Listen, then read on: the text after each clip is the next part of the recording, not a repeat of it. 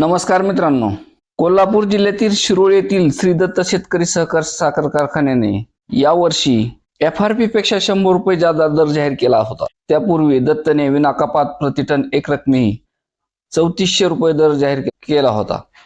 आणखी प्रतिटन 77 रुपये होणारी रक्कम हंगामानंतर देणार असल्याची माहिती कारखान्याच्या व्यवस्थापनाने प्रसिद्धी पत्रक जाहीर केलं होतं। चालू हंगामाकरता एक रकमी प्रतिटन 3400 रुपये विनाकपात देणार असल्याची घोषणा यापूर्वी दत्तने केली होती। याच कारखान्याने 2 ते 15 नोव्हेंबर अखेर 72,240 मेट्रिक टन गाळप केलेला आहे।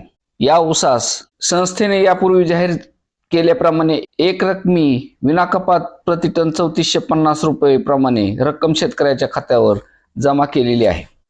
यात एकूण 25,95,81,160 रुपये इतकी रक्कम ऊस पुरवठा करणाऱ्या शेतकऱ्याच्या बँक खात्यावर जमा केली आहे। कारखान्याने ही रक्कम जमा करून ऊस दराबाबतची विश्वासार्हता जोपासली आहे। कारखान्याने गाळप अतिशय चांगल्या पद्धतीने व सक्षमतेने केलेले आहे। त्यामुळे शेतकऱ्याचा ऊस वेळेत गाळप केला जाणार आहे।